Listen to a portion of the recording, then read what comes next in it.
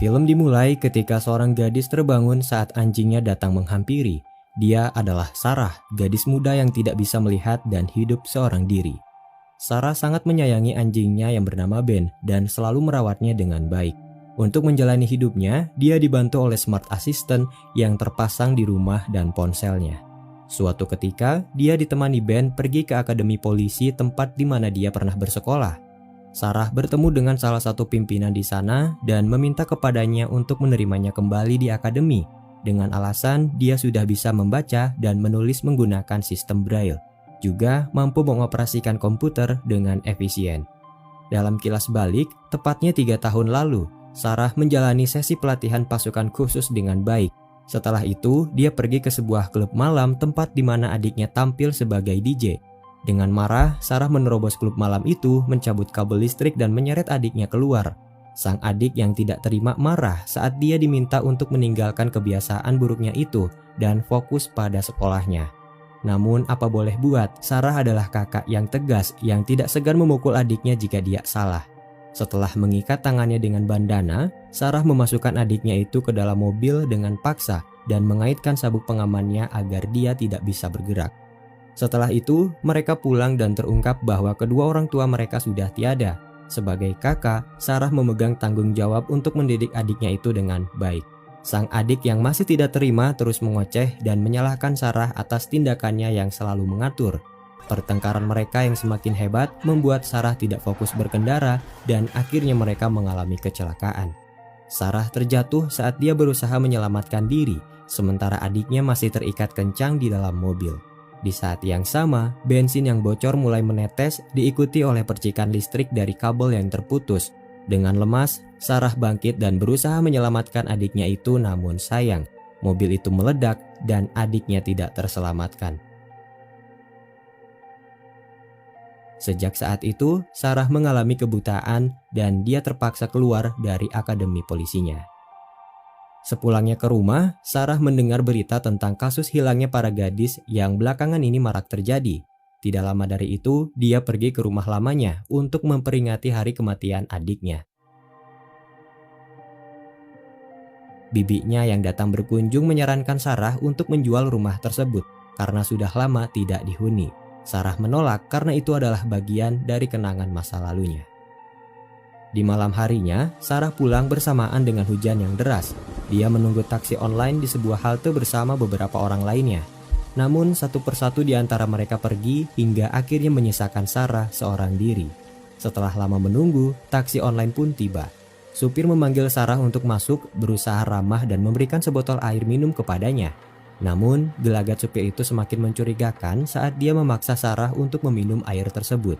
Karena terus memaksa, supir tidak fokus dan akhirnya menabrak pejalan kaki.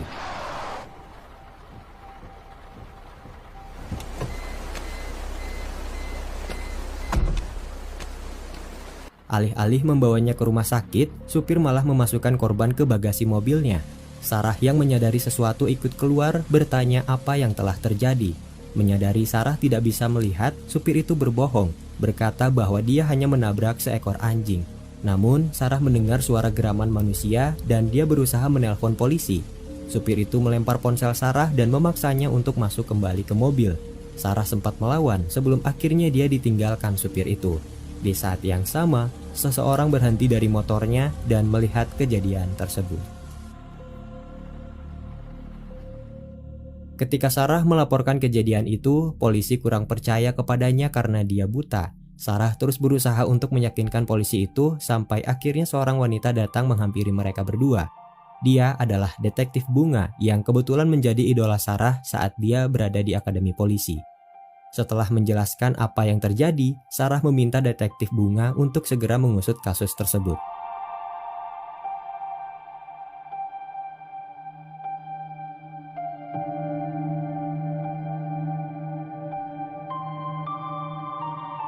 Sementara itu, supir tadi meletakkan korbannya di atas meja dan menyetubuhinya setelah membuatnya pingsan. Setelah melakukan aksi bejatnya itu, pelaku membakar barang-barang korban termasuk buku catatan milik Sarah yang tertinggal di mobilnya. Mengejutkannya, pelaku tidak hanya menculik satu wanita, dia juga mengoperasi mata mereka yang entah tujuannya untuk apa. Keesokan harinya, detektif Bunga dan anak buahnya mendatangi rumah Sarah untuk meminta kesaksiannya lebih lanjut. Sarah menjelaskan setiap detail dari kasus tersebut, mulai dari ciri-ciri mobil yang terasa mewah, aroma mobil seperti desinfektan, dan logat bicara tersangka yang berasal dari suatu daerah. Tidak hanya itu, Sarah memperkirakan tinggi badan tersangka dengan memperhitungkan nada suaranya. Dia juga mengidentifikasi bahwa tersangka adalah kidal, terbukti dari penggunaan jam tangan di tangan kanannya. Kemudian Sarah bercerita tentang bagaimana dia dipaksa untuk meminum sesuatu. Dirasa sudah cukup, detektif Bunga pergi untuk melanjutkan investigasinya. Bunga pergi ke setiap bengkel dan bertanya apakah ada mobil yang diperbaiki karena kecelakaan. Namun, kebanyakan dari bengkel itu mengklaim bahwa sejak kemarin mereka hanya menerima perbaikan ringan saja. Tidak lama dari itu, Bunga mendapat telepon dari Sarah mengenai saksi baru dari kasus tersebut. Dia adalah pria bermotor yang sebelumnya kita ceritakan. Sebut saja namanya Alex. Alex tidak melihat kejadian itu dari awal dan dia hanya memberikan keterangan jenis mobil yang menurutnya adalah Audi Q7. Bunga tidak menerima kesaksian itu karena Alex terlihat main-main, terlebih dia hanya menginginkan imbalan untuk itu. Ketika Alex pergi, mobil Audi yang dimaksud Alex sudah menantinya dari kejauhan. Di malam hari, Sarah mendapat panggilan misterius yang ternyata berasal dari penculik itu. Dia mengetahui nomor Sarah dari buku catatannya yang tertinggal saat itu. Anehnya, dia tidak berbicara sedikit pun dan menutup kembali teleponnya. Singkat cerita, detektif Bunga mendatangi setiap pengemudi taksi online di wilayah TKP dan merekam suaranya. Kemudian dia meminta Sarah untuk mengidentifikasi setiap rekaman tersebut. Sayangnya, tidak ada satupun yang menurutnya cocok. Setelah itu, mereka berdua makan malam bersama dan saling bercerita tentang kepolisian. Sementara itu, di sebuah tempat, ketika Alex bermain skateboard, pria misterius terus memperhatikannya. Menyadari ada sesuatu yang tidak beres, Alex pergi meninggalkannya dan berlari secepat mungkin. Pria itu terus mengejar dan Alex terus berusaha menghindarinya. Di saat yang sama, detektif Bunga yang sedang bersama Sarah menelpon Alex untuk mempertanyakan kembali kesaksiannya. Panggilan tersebut ditolak karena Alex sedang kesulitan saat itu. Setelah berhasil menyembunyikan diri, ponsel Alex kembali berdering dan akhirnya dia tertangkap. Ternyata pria itu adalah penculik yang sudah mengamati gerak-gerik Alex selama ini dan dia bermaksud untuk menyingkirkan saksi kejahatannya. Setelah membenturkan kepala Alex dan membuatnya pingsan, pelaku pergi meninggalkannya karena ada seseorang yang mendekat. Panggilan masuk yang masih berdering di handphone Alex dijawab oleh seseorang yang menemukannya.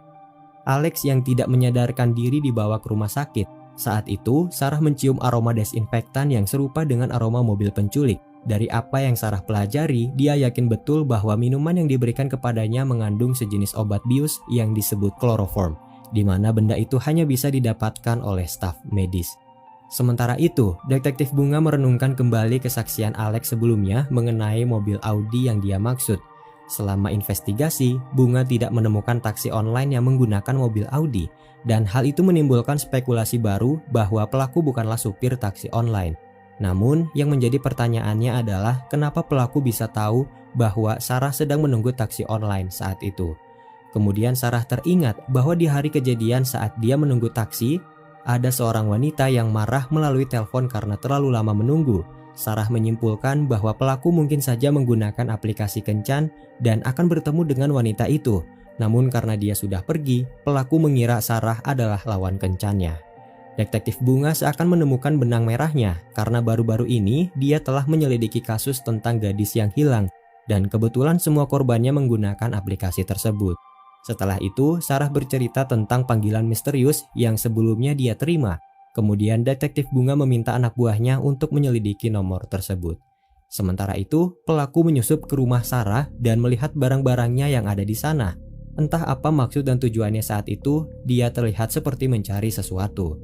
Keesokan harinya, Alex tersadar dan menyalahkan Sarah karena sudah menghubunginya tadi malam, karena mungkin saja dia akan selamat jika persembunyiannya tidak terungkap. Sifat Alex yang tidak sopan mengingatkan Sarah kepada adiknya. Sarah merasa bersalah kepada Alex karena sudah menyeretnya ke dalam kasus tersebut. Setelah itu, detektif Bunga mendapatkan panggilan tentang nomor telepon yang sebelumnya diselidiki. Ternyata nomor itu milik seorang gadis yang juga dinyatakan telah menghilang. Semuanya menjadi jelas bahwa pelaku itu adalah sosok penculik gadis yang tengah diberitakan media selama ini. Sepulangnya ke rumah, Sarah dikejutkan oleh panggilan telepon dari penculik yang ternyata sudah memasang kamera CCTV di rumahnya.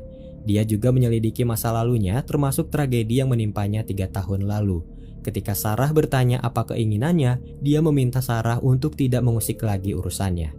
Menyadari keberadaan Alex juga terancam, Sarah yang ditemani Ben memberanikan diri pergi ke rumah sakit dan meminta Alex untuk tetap tinggal sementara waktu. Alex yang tidak peduli menghiraukannya dan pergi bersama teman-temannya. Ketika Sarah pulang menaiki bus, Alex yang sudah berpisah dengan teman-temannya melihat pelaku ada di dalam bus yang sama dengan Sarah. Alex segera menelponnya, memintanya untuk tidak bertanya dan mengikuti setiap instruksinya. Melalui video call, Alex memberikan instruksi kepada Sarah kemana dia harus pergi. Ketika Sarah hendak turun dari bus, penjahat dengan cepat mengancamnya dengan pisau kecil, memintanya untuk tetap diam dan mengikutinya. Bus yang tidak berhenti membuat Alex panik. Untung saja dia bertemu temannya yang membawa motor dan bergegas untuk mengejar Sarah. Sementara itu, Sarah yang dibawa oleh penjahat berusaha melarikan diri saat dia menyemprotkan sesuatu ke matanya. Masih dalam video call, Alex bagaikan mata bagi Sarah yang terus memberikan petunjuk kemana dia harus pergi. Walaupun harus terjatuh berulang kali, Sarah terus berusaha melarikan diri dari penjahat yang terus mengejarnya. Sarah terpisah dengan Ben, kemudian dia diberi petunjuk untuk memasuki kawasan gedung dan menaiki lift. Sayangnya, penjahat itu berhasil mengejarnya dan membuatnya pingsan. Ben yang terpisah akhirnya kembali menyerang penjahat itu dan menyeretnya keluar dari lift. Sayangnya, itu adalah perjuangan terakhir bagi Ben, sebelum akhirnya dia tewas ditikam oleh penjahat itu. Namun untungnya, penjahat itu terpaksa meninggalkan Sarah saat pintu lift tertutup dan membawanya ke lantai atas. Penjahat itu pulang dengan kesal dan melakukan aksi bejatnya lagi sebagai bentuk pelampiasan. Sementara itu, Sarah ditemukan oleh warga dan dibawa ke rumah sakit setelahnya. Keesokan harinya, dia harus menerima kenyataan pahit bahwa Ben, anjing kesayangannya itu, telah tiada. Singkat cerita, polisi mendapat jejak penjahat itu melalui rekaman CCTV yang ada di basement gedung. Berdasarkan hasil investigasi, tersangka berprofesi sebagai staf medis, memiliki kebiasaan kidal dan memiliki mobil Audi. Pihak polisi bekerja sama dengan rumah sakit untuk mengidentifikasi staf medis berdasarkan ciri-ciri tersebut. Sementara itu, penjahat kembali melakukan aksi bejatnya. Dia mengambil korban terbaru kemudian mengoperasi matanya tanpa obat bius. Entah apa maksud dan tujuannya, yang pasti dia adalah psikopat gila yang kejam dan sangat brutal. Di lain tempat, kepolisian mendapat informasi baru yang sangat menentukan. Mereka mendapatkan 2 ID aplikasi kencan yang diduga salah satu diantaranya adalah ID milik penjahat. Tentu itu adalah titik terang karena dengan begitu mereka bisa melacak keberadaannya. Sementara itu, hubungan Sarah dan Alex semakin membaik. Kehadiran Alex akan mengobati Sarah dari rasa kehilangan adiknya. Usianya yang sama, tingkahnya yang serupa, bahkan hobi yang tidak berbeda membuat Alex bagaikan adik kedua bagi Sarah. Di malam hari, Bunga dan anak buahnya sudah mendapatkan lokasi tersangka. Dalam perjalanannya menuju lokasi tersebut, terungkap bahwa penjahat itu adalah seorang ahli bedah plastik mata yang cukup terkenal. Dia juga berkencan dengan salah satu wanita yang awalnya adalah kliennya sendiri. Namun anehnya, tidak ada informasi tentang mereka baru-baru ini. Tidak ada riwayat panggilan, tidak ada transaksi kartu kredit, dan semuanya seakan menghilang di telan bumi. Sementara itu, kita diperlihatkan dengan sosok wanita yang menjadi kekasih penjahat itu. Dia terbaring lemah karena terus diberi obat bius. Dalam kilas balik, hubungan mereka awalnya terlihat baik-baik saja. Namun semuanya berubah ketika bajingan itu memaksa kekasihnya untuk mengoperasi matanya supaya terlihat lebih sempurna. Kekasihnya yang menolak membuat penjahat itu marah dan menyerangnya dengan emosi yang tidak terkendali. Kembali ke masa sekarang, Bunga dan anak buahnya tiba di lokasi. Penjahat itu menyadari kehadiran mereka dan menyiapkan senjata. Sementara itu, Bunga berpencar dengan anak buahnya dan menemukan mobil Audi yang dimaksud Alex selama ini. Dia juga menemukan tumpukan plat nomor palsu di dalam gudang. Tiba-tiba, penjahat itu menyerang Bunga dari belakang. Bunga sempat melawan sebelum akhirnya dia ditikam dan tidak menyadarkan diri. Kemudian, penjahat itu pergi meninggalkan Bunga setelah mengambil handphonenya. Sementara itu, anak buah Bunga yang ada di dalam rumah menemukan korban yang terbaring. Dia segera menelpon polisi untuk datang ke lokasi tersebut. Setelah itu, dia menemukan Bunga yang dengan lemas memintanya untuk segera membantu Sarah. Di saat yang sama, penjahat itu mendatangi Sarah yang kebetulan sedang ditemani Alex di rumah lamanya. Alex yang mengetahui keberadaannya mulai menghadang penjahat itu dan meminta Sarah untuk segera memanggil polisi. Sarah bergegas menuju kamar untuk mencari ponselnya, namun sayang, ponsel itu terjatuh dan Sarah tidak bisa melihatnya. Alex terus berusaha menahan penjahat, sementara Sarah memutar otaknya untuk mengelabui penjahat itu. Keadaan semakin mencekam ketika hujan mulai turun. Sarah berhasil mengecoh penjahat dan menemui Alex yang terbaring lemah di lantai bawah. Ketika Sarah membawa Alex menuju gudang, penjahat melihatnya dan mulai mengejar. Ketika penjahat itu mendobrak gudang, Sarah menyiramnya dengan minyak dan kemudian membakarnya. Sarah memanfaatkan momen itu untuk melarikan diri, namun sayangnya penjahat itu tidak menyerah.